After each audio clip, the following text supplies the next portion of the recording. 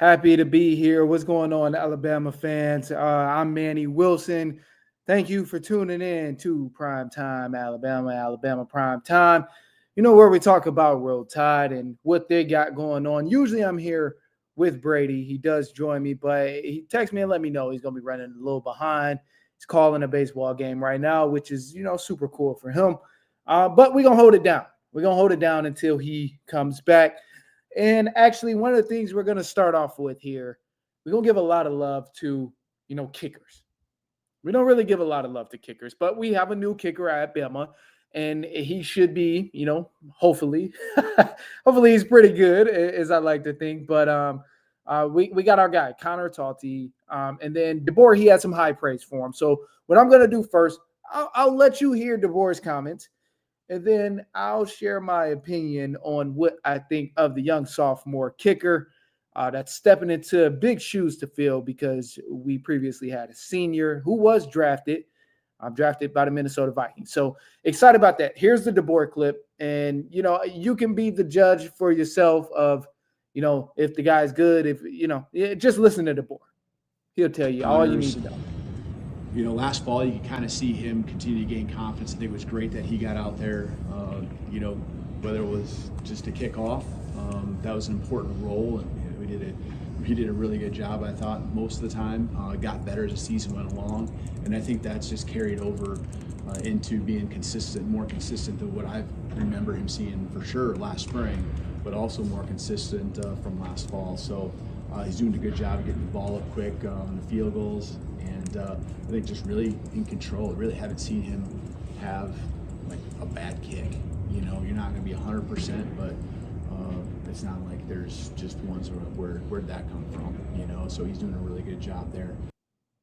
Okay. So yeah, he's saying he's doing a pretty good job, which I'm content with. That's what you want to hear. My only concern with this is I really hope DeBoer is not just being a little modest about his actual progress, because he said he hadn't seen any bad kick. He hadn't seen anything. Of course, you're not going to be 100% accurate.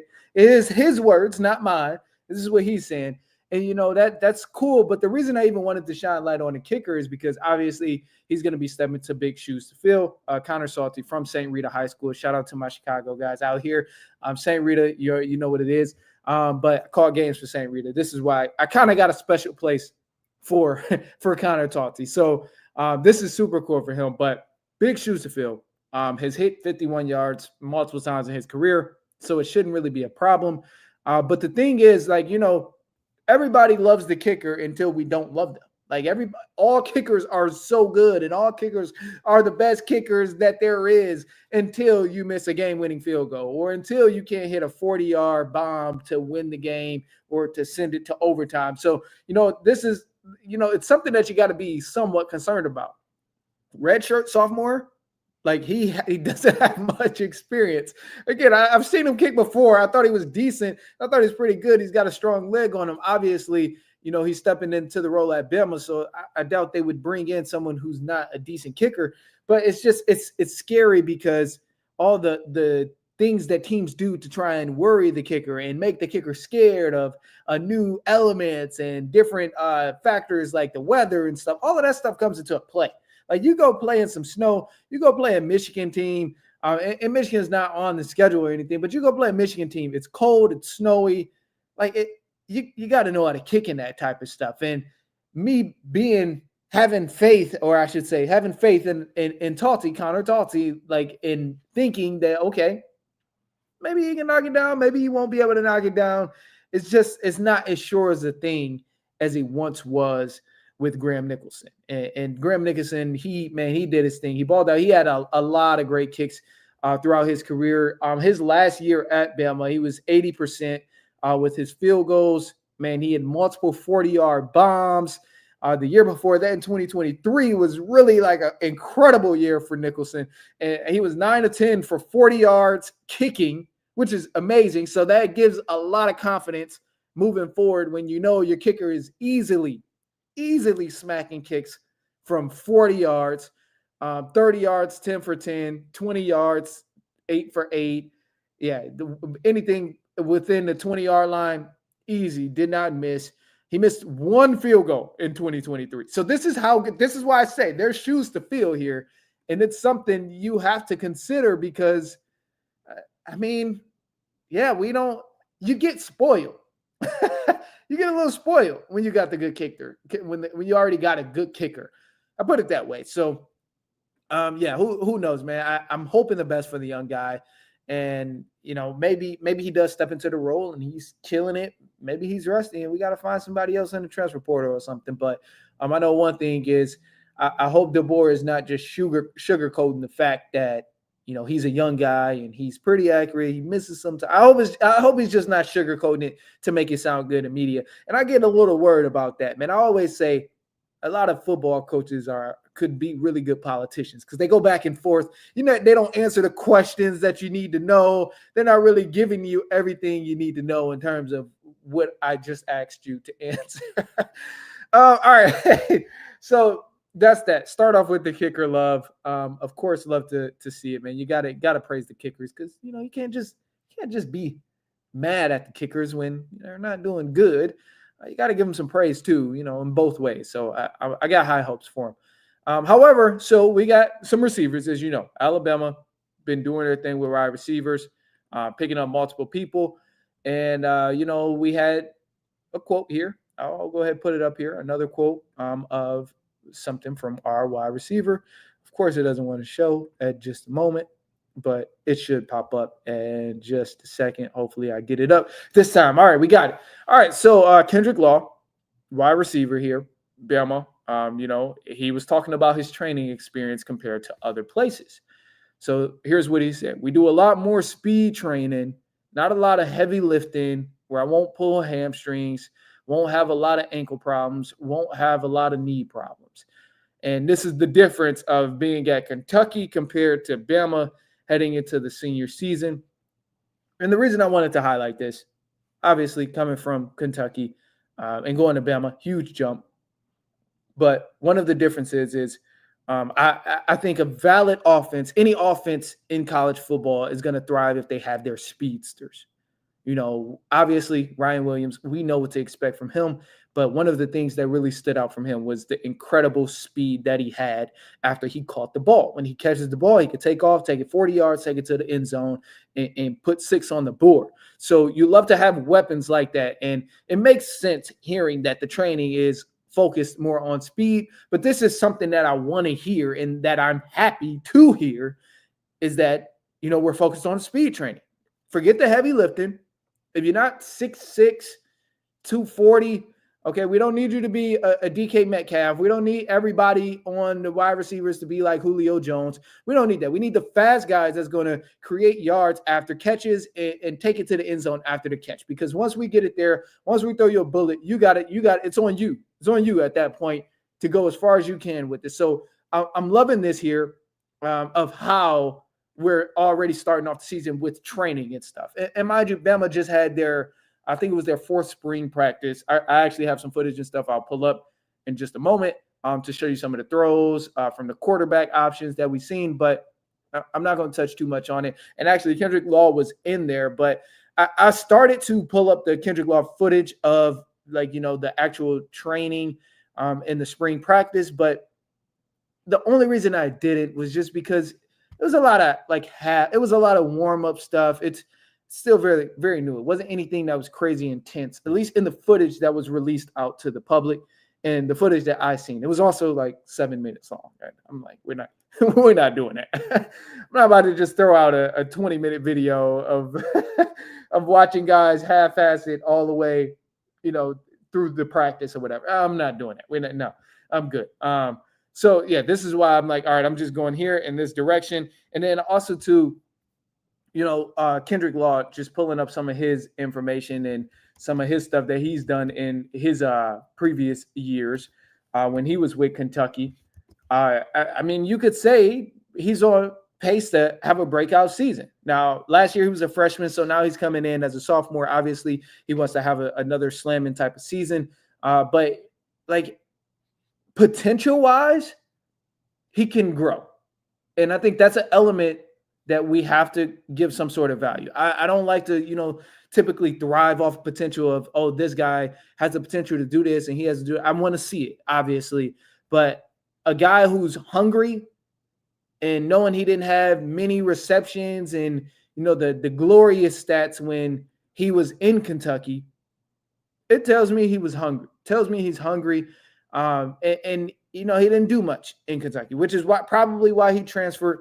But ultimately, I think if you have the skill, you have the speed, and you showcase at camp that you're doing what you got to do, and you're taking care of business, then in that case, it's like, okay, we'll get you on the field, and then all right, like I can accept it. I can accept potential, and then you're growing and eventually evolving more and more and more. And then, as y'all know, my co-host just dropped in. Brady, what's up? That was a little later than I expected, so I apologize. Oh, good. But thanks for being so flexible and holding Oh, down the good. fort. All good, man. All good. Just how'd the game go? I know you had to call a Well, game. we had a really big pro and we had a really big con. So the big pro was I got my first walk off in my 6-year career. Okay. The con was it was very cold. Oh, It was, that's and not then fun. I think we started. fun. It was in the 50s when we started, and then when I left, it was 34 degrees. So yeah, no, it was not baseball weather at all. It Yeah, was football weather.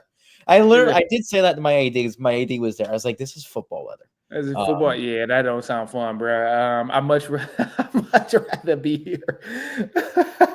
Well, that's good. I'm glad you joined. I was just just to kind of fill you in on a little bit. I started off giving love to the kicker. We got a new kicker coming in, Yep. and sophomore wanted to just fill in, giving some kicker love because everybody hates kickers when they miss. So I try to balance it out of like giving some kicker love. The people that get on kickers when they miss. I always say this, right? I want to see you do it. Yeah. Oh no, the funny part. Supposed to. And the quarterback's supposed to complete every throw, and the quarterback doesn't always complete every throw. I love that you said that because the funny part is Pat McAfee. He gives everybody an opportunity. He gives everybody an opportunity to showcase, how good you are at kicking the ball and how easy it is that everybody says. And then all of a sudden, nobody can ever make the field goal. So I love that you said it. But I want to let's play this clip back, and then it was of DeBoer. He was talking about him. And actually, I'm not going to worry about playing it back. I'll just move on to what I was already discussing. And I was just talking about the training at Bama and just kind of the core of speed receivers, like how important it is to have speed receivers. And my thoughts on it was, if you don't have speed guys on the offense to catch the ball, like it's not going to be that successful. I firmly believe, you need guys to catch the ball and take it an additional 20 yards, catch the ball and take it to the end zone, catch it and take it 40 yards. Like you need the guys who are going to make it big plays. So with this quote here, we do a lot more speed training, not a lot of heavy lifting where I won't pull hamstrings, won't have a lot of ankle problems, won't have a lot of knee problems. And he was speaking on the difference of being at Kentucky compared to Alabama. So since you joined in, you hopped in on a conversation. What's your thoughts on that? Well, I mean, it's two great programs. Kendrick's a great player, and it almost feels like he's knocking Kalen's system, and I don't know. I'm not a big fan of that. I understand what he's saying, and yeah, you do need a balance. You need your speedy guys, you need your possession guys, and you need those deep threats, right? You need the combination of the two.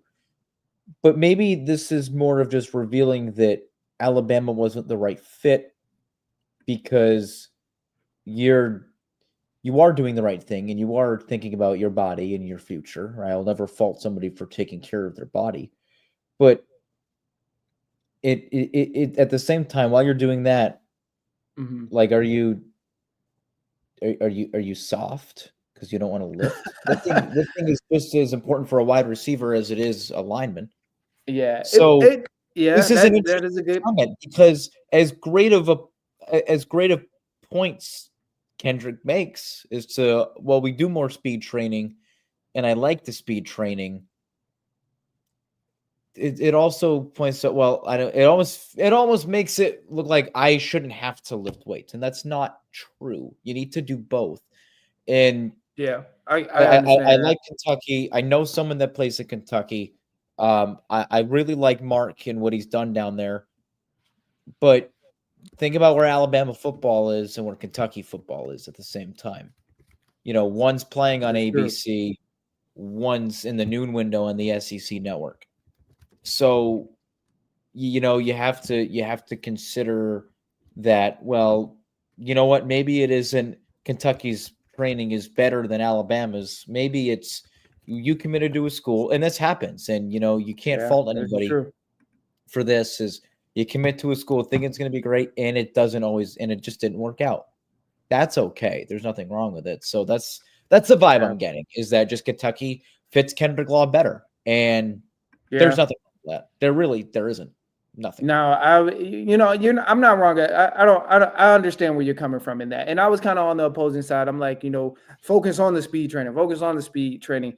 But and I also like the fact that speed training and only focusing on trying to make sure you can pick up the yards after catch. It's just like the elusiveness in a way. I guess part of the reason I do like that type of style is because it does preserve your body. It does preserve the tweaks and stuff of a person's body. But to your credit, I mean, this is Bama. They get shit done. They win games. Everybody's a fucking mega built receiver. Like you think of the guys who's there. Only person I can think of right off the top of my head who's not like a super bulky type of receiver is the Eagles receiver now, Smith. Why am I blanking? Devontae Smith. Like he's never been like a huge dude, but this is a team that is typically oversized at every position. So it makes sense that Bama's like, hey, you got to get bigger. We're gonna get you faster. We're gonna get you stronger, but you got to get bigger too. So go ahead, pick up them weights. Do what you got to do. And with this statement, it does make me question, like, are you a little bit soft? Like, are you a little bit soft? And it ain't no shade or nothing, but sometimes guys, like you go to the gym, you get in a routine of going to the gym, whatever. Sometimes you get, you take your day off and you get a little lazy. You're like, I don't really want to touch no weights. I don't really feel like bench press. I don't feel like squatting. Like, But the best ones do it anyway. All right. And I this was is true. actually, while we're on the topic of Kentucky, and like I said, I know somebody that plays down there, and redshirted this past season. I was just talking to him. I'm like, well, take my opinion for what it's worth, right? I think you should redshirt because you're not going to play. And he said, yeah, and he goes, and they want me to put on like 30 pounds. And he goes, and I'm gonna. Ooh. I mean, yeah, you gotta do what you gotta do. But it was really cool because he looked forward to putting on 30 pounds. Okay. Because he was a bigger, I mean, he's 6. When he got there, I think he was 6'3", 225. Okay. Now for a normal human, that's nice. Right. But this is the SEC. Yeah. I mean, everything. He was like, I need to. I'm like, yeah. I'm like, and I was like, I have full confidence in you that you're going to. I just saw him a picture. I haven't talked to him in a little while, but I just saw a video of him the other day doing the agility rope. Mm-hmm. Man, he put on those 30 pounds. Man, he is going to be the player in the SEC that kind of comes out of nowhere and kind of takes the league by storm. I'm not going to reveal his name for confidentiality reasons, but you gotta love that. We're going to circle back. He's going to have a great year, and we're going to circle back to this, and I'm going to say that was the kid I was talking about. I love that. I love that. I loved the dog. Yeah, just to like, okay, let's get better. If this is what you guys are doing, to get better because he has a goal. And from let's do it. Kendrick, it's like, remember Michael Jordan used to say, "I don't lift weights." Remember he used to do that, and at first people were like, "What?" I mean, obviously, I think it worked out for Michael Jordan, but eventually he did. Kendrick Law, you're not Michael Jordan. Like eventually he did, Kendrick though. Law. You're a borderline NFL player. even after he said he didn't lift weights, eventually he did. After they kept Eventually losing he to the did. Pistons, they kept getting a behind tapped by the Pistons. He said, "All right, look, something's got to give. Like I got to get struck," and they all got bigger. So it's like maybe if Kentucky goes for like the 80th season in a row, misses a bowl game, somehow Mark keeps his job, maybe then Kendrick Law will say, I got to start lifting weight. I got to start. Yeah, I mean, who knows? Who knows? Well, he's here in Bama. Hopefully, he adjusts to it, and I mean, hopefully, he faces the adversity in a positive way and become, a great success story of the adversity that he was faced with when he first moved to Bama. But it'll be interesting to see how it plays out. However, we got some stuff coming up. Some footage from the spring training. Some quarterback footage of some throws. It's very basic throws. So this is why I didn't put the whole footage up here of all the spring training. But we'll jump at the spring training, and then. But first, we're going to take a break. Obviously, quick little break, and then we'll jump back into the spring training with the video there. Just kind of jump around on the quarterback play and see what those guys are up to, the throws they're making, and we'll pick up from there. All right, we'll be right back. Take a break.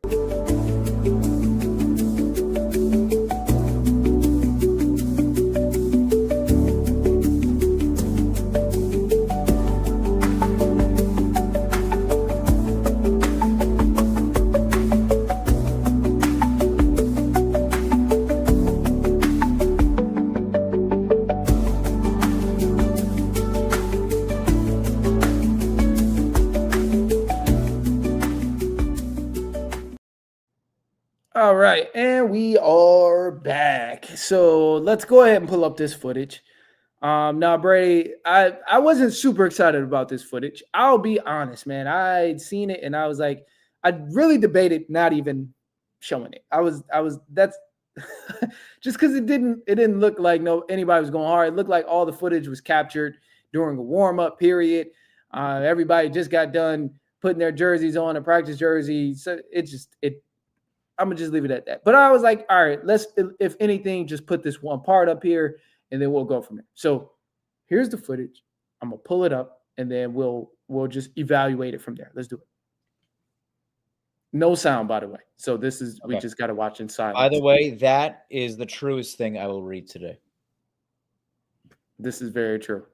And I'm not even gonna say. I'm just gonna watch. College football. You gotta love college football. I love college football. There we go. That's what we want to see. Here's your boy, Keelan. Hit it. Here's your boy. Look at that. Here's your boy. Look at that. Samson is back at it. Okay, so I'm gonna play it again. Velocity Keelan had on it. I know. I'm gonna play it again. The one thing I was thinking about, I'm like, where the hell is Austin Mack? The question on who should start. I'm like, where's Austin Mack? That was the guy I was vouching for. I'm like, why the hell he didn't get no throws in the footage? I'm like, I had to go back and watch it. And I'm like, what? Come on. Okay, all right. Here's the one throw. Here's Austin Mack throw. Okay, I like it. You're 6'6", 240. You should throw it a lot harder than that. Hold on. This one. Look at this. That is how much more velocity is on that? That's a bad throw. That's a bad throw. And I say bad meaning good. Yeah, it was a rainbow. I mean, I'm not saying Keelan's throw was 100 miles an hour, but that was awful. Like, that's a pick. That's what that is. That's a pick. Okay. Outside linebacker reading that. That's to the house. That's a house call. Oh, okay. Yeah. I mean, man, I don't even understand how it's still a debate. It's like you said. It's from 2 weeks ago. It's a petty start. It is. It's a That's what it is. Oh, he's been around for so long. We got to get him in the line. We got to give him a couple games. We got to give him the benefit of the doubt. He knows the system. All of them know the system. It's not like you. Yeah. Looking at this, it's not like this is the NFL. So what I'm watching, I obviously I keep replaying the video, but what I'm watching is just like how it's coming out from, like when they're twitching and like letting it go. That's kind of what I'm paying attention to. How fast is the release? I look at Keelan Russell. His release is quick. Boom, it's out, and it has a lot of velocity on it compared to. Yeah. And it's going to get quicker as he gets older and as he builds up, better and more anticipation skills, and the brain starts to go almost into autopilot almost. Like Yeah. those things are gonna get better. But I just think his IQ is also just through the roof, right? And Yeah, I think he's. I think. he's Yeah, I more think. mobile. He fits the 2025 quarterback better than Ty does. And again, how it's still a debate at this point, or how they're possibly leaning into Ty's direction, I just don't get it. I I don't don't get it. really get it either, to be honest. If anything, I'm like, I know experience, and I've said like experience is my like I want a quarterback with experience. I've said that, so I'm guilty of being on that train of Yeah. but this guy has the experience. But if anything, just based on the clips and stuff that we've seen all training, now I know they're only in the fourth training so far, or the fourth practice so far, but based on all the clips that we've seen so far of these guys throwing a football, whether it's in practice or outside of practice, I think the competition shouldn't even be a debate of Keelan Russell or Ty Simpson. It should be, if anything, Keelan Russell or Austin Mack. Like, I know I keep talking about the release of the throws. Like, look at it's granted, it's a chill. It seems like it's chilled and warming up, going through drills, nothing crazy right now. But just look at the release on the throw. It's just kind of slow. It's doesn't have a lot of power behind it. It's just, I don't know, man. And then you jump over to the other two. Okay, so now Austin Mack, his is a little bit better. He gets it out a little bit quicker. And then you go to your boy Keelan Russell, and it's even faster. It's even faster. So that's where I struggle, man. That's where I'm struggling with the quarterback thing. And granted, it's a chill practice. It's nothing to take out of proportion. I try and tell myself that. I still don't want to get too hyped up or overhyped about it, but don't put the footage out there if you don't want us to. It just Don't put it out there if you don't want us to overreact. But that's why Bama fans are the best in the country. It's because they care so much and they're so devoted and they overreact. Yeah, this is true. There's nothing wrong with it. Truly, I mean that. True. There's nothing wrong with it. We will critique everything. Of course. Everything. Of course. I know this isn't a basketball show, but I want to give a shout out to the Alabama men's basketball team. Yeah, they've been balling. They've got Robert Morris out of the Horizon League, I think, in the first round of the tournament. I think it's Thursday they play. So my I guess the closest major city to where I live, Providence, Rhode Island, is one of the sites this year. I can't go to the games. I'm working both Thursday and Saturday, so I was kind of bummed. But and I know they said no, that's what PTO is made for. My job, PTO, not in the time of year we're in, and the job I am working on Thursday and Saturday. No, so it don't work like that. It don't work like that. No. That's valid. So, and of course, right, it just happens to be like, Bill Self, Rick Pitino, and John Calipari all in one building. But they are actually having crazy. I know they are actually having like open practices tomorrow, like all day. So. Wow. I mean, I do have another baseball game tomorrow at the same at 3:30, but I was like, I can catch Clemson's practice or Purdue's practice actually, if anything, before I have to head into work. So I may swing by. Just to see. I think you should. I think that'd be dope, and that actually just made me think too. Considering bracket before we wrap up, you brought up the bracket thing, so now I gotta pull this up. Now, I can't see a damn thing from here. Only thing I can see is the final. But this is Ryan Williams. Apparently, he released his bracket, and I figure why not? Who did he have winning? Oh, well, that's actually Alabama. A stupid question.